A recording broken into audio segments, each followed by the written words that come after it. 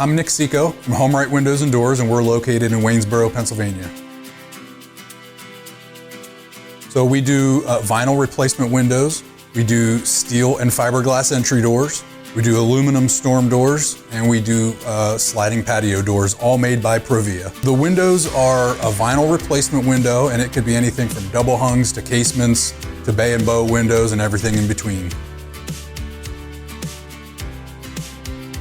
So when somebody calls in the office and needs an estimate, they get Roxanne on the phone typically, and she would schedule an appointment for me to come out and take some measurements, provide some literature, go through what options we have, and then I would follow up within about 24 to 48 hours with an estimate with all the details of the products as well as the installed price.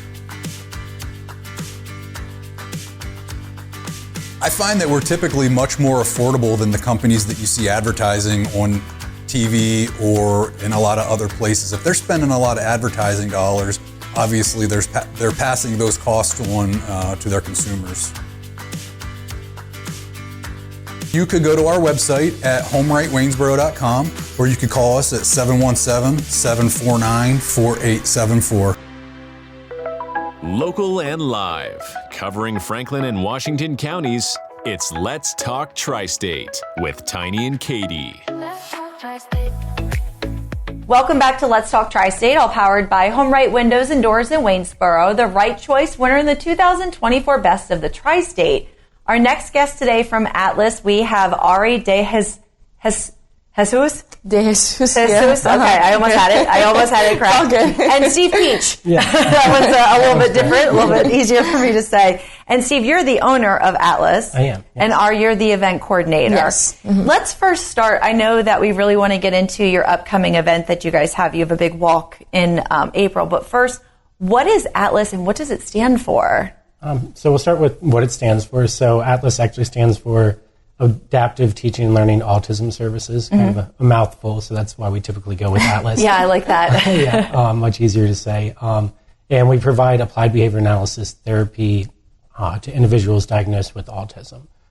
We primarily work with younger kids, but we can work with kids all the way up to 21. So within that, we work on pretty much everything within life, from communication, talking, all of that, to daily living skills, interacting with others. So we kind of systematically work on that with each child, and they each have their own treatment plan that we work on to kind of target those skills. How are you guys funded? So we primarily bill through insurance. There also are some school systems that we work with within the area, but I would say probably 95% of our funding comes from insurance companies from each of the students. And do you actually go to the homes, or do you meet at a facility? So we kind of across the board with that. So we have a center in Hagerstown that we have children come in during the daytime, and then we have an after-school program as well. But in some of the surrounding counties in Maryland, we provide some in-home services. We go into some of the schools. We work with the school system in West Virginia as well, where we go in with them. So kind of across all different areas, I would say. What made you start this company? So I've been in the field for about 15 years now, and I actually started out as a registered behavior technician, which is the staff members that directly work with the kids each day. And I kind of worked my way up. I went from that to a case leader. I became a board-certified behavior analyst, ended up becoming a clinical director, kind of just went up the ladder each way, and eventually it had always kind of been a goal of mine to have my own company.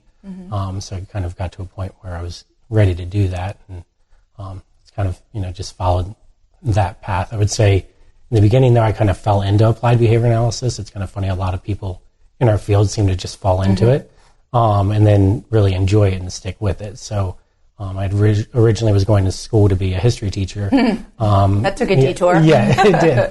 And I ended up getting a part-time job in college doing this, and really liked it, and then went back and got my master's degree in the field, and just kind of went along this course. I do want to ask you some more questions about your services, but Arya, I'm curious with your background too. How did you get involved to be the event coordinator here at Atlas? So actually I was initially hired as an RBT, a registered behavior technician. I still perform that duty every day. That's basically my main job title at Atlas. Okay.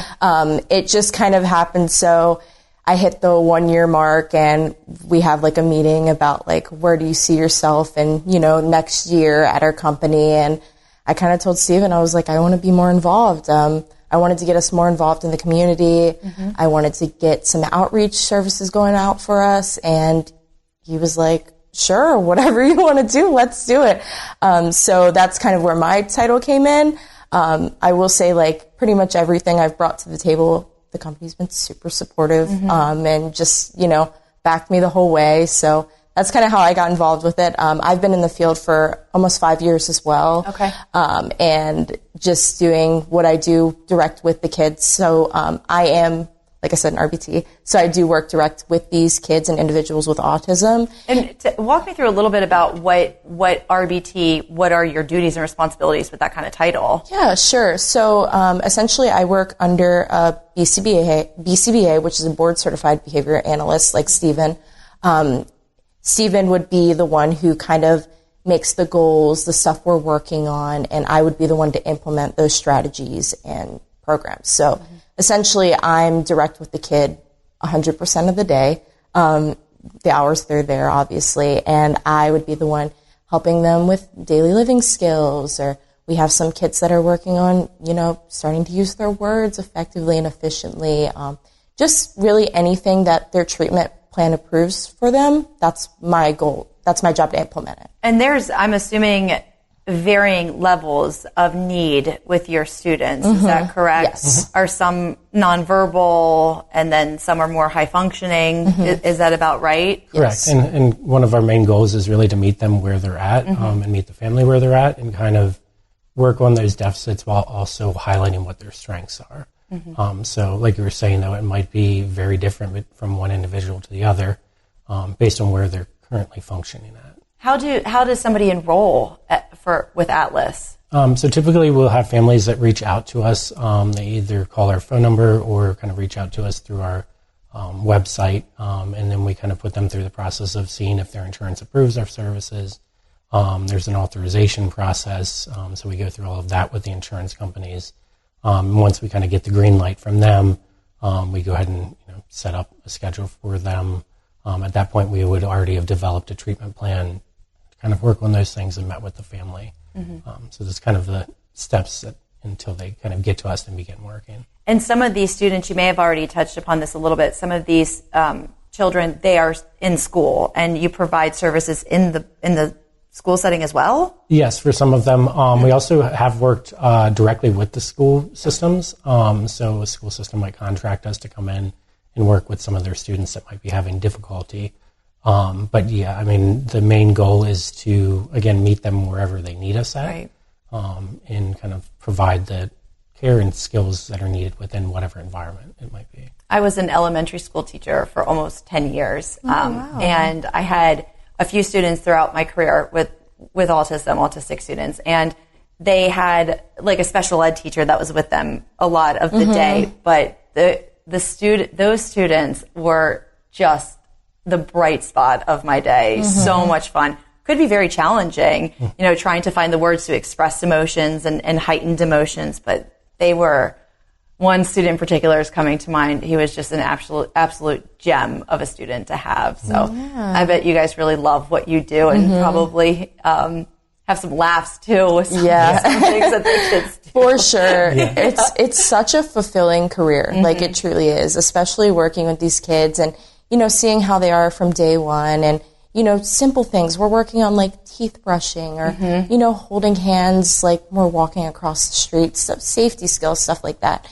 And then we have parents say, wow, like they wouldn't even let me put a toothbrush near their mouth, and they're doing it 100% independently after, 3 months of working on it. And it's like, that's a win. That's so awesome. And it really is a fulfilling career. I love what I do, and it makes me happy to go into work every day. And it's just it's awesome seeing the progress. Yeah. How many students do you have currently?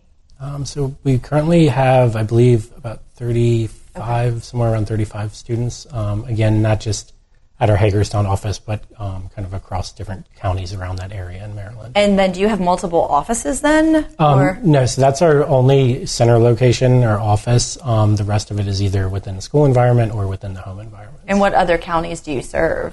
So we work with Berkeley County in West Virginia, and then we also serve Frederick County and Montgomery County in Maryland. Okay.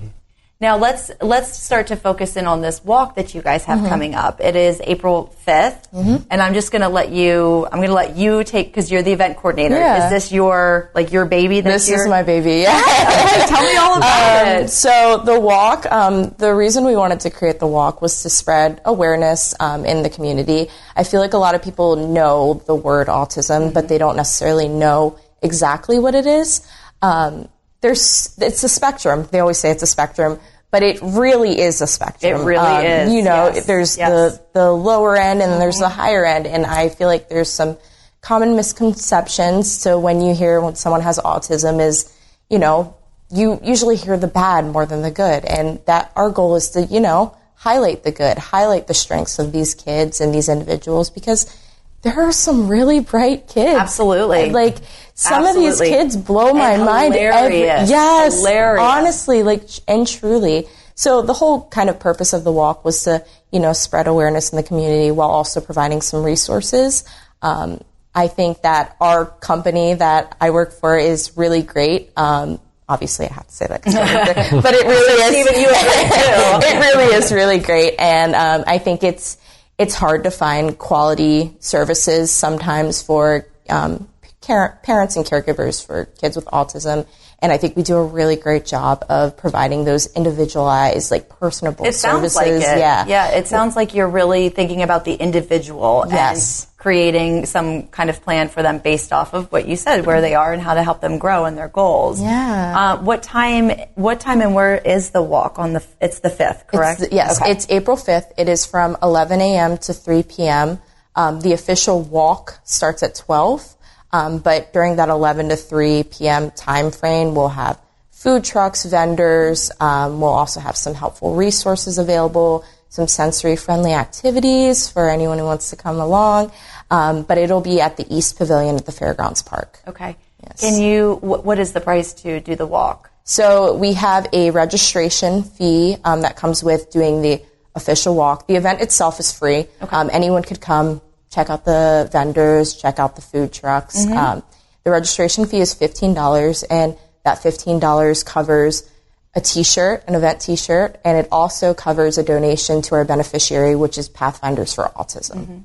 How many? What kind of turnout are you hoping? Is this the first annual? Yes. Okay. This is the first. What are you hoping for your turnout? It's so hard to gauge. Yeah. So far we've had almost 100 people register online. That's great. We have so many families that are interested in our company alone that haven't even gotten a chance to register yet. I'm hoping for more than 200 people. I'm hoping as it grows, maybe next year it'll be double that. I'm not start somewhere. Exactly. I'm not expecting some crazy 1,000 people turnout for our first time. Obviously, you might be. That would be great. You might be surprised. That would be awesome.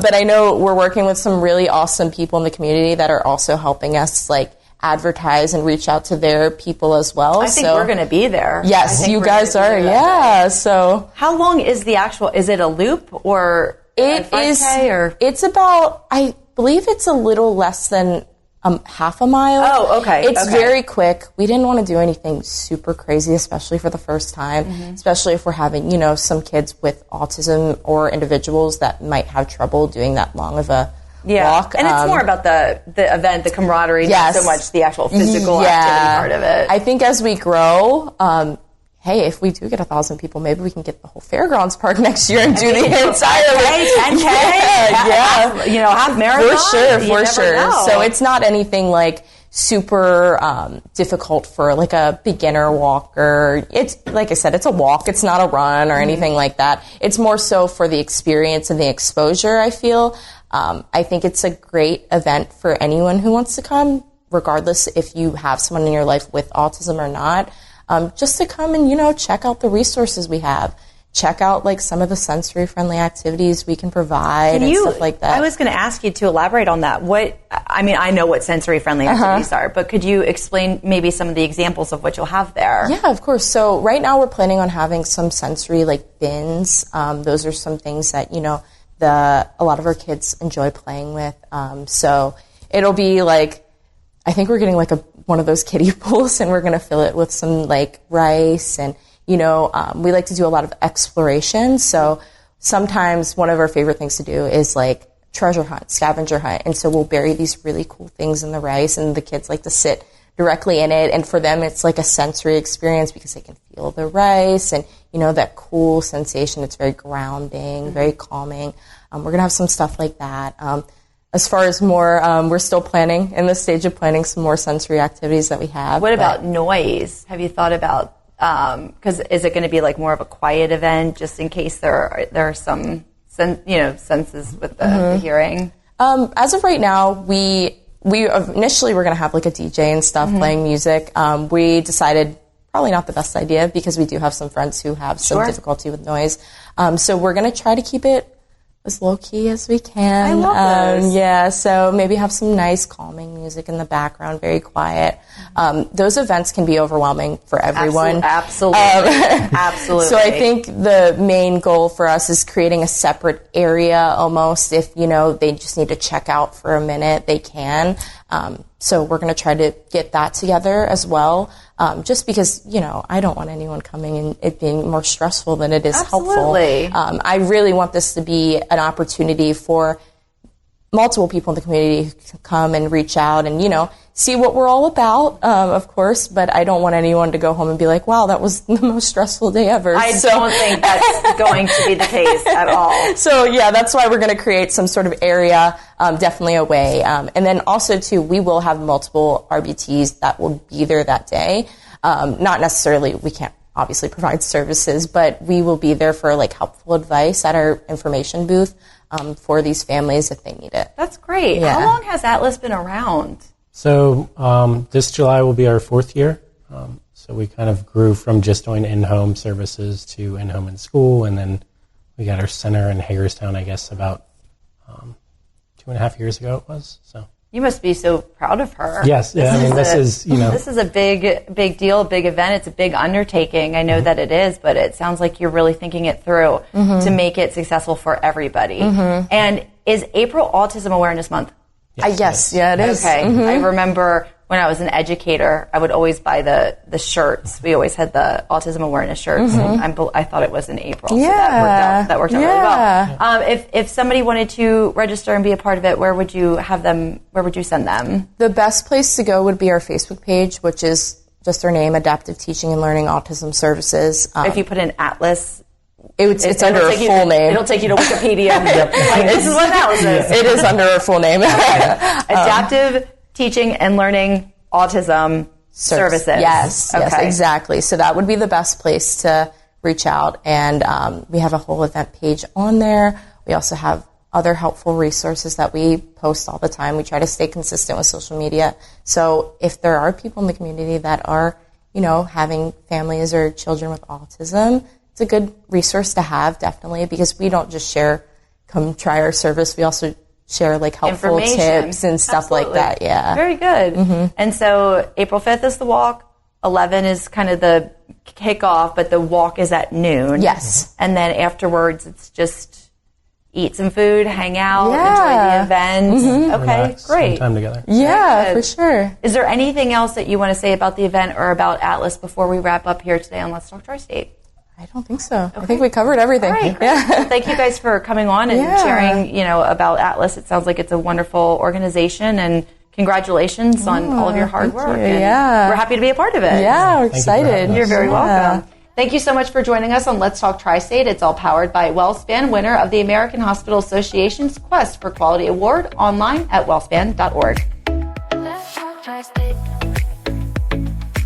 If you'd like to be featured on an upcoming episode of Let's Talk TriState, call 717-597-9200 or email letstalk@921thegoat.com.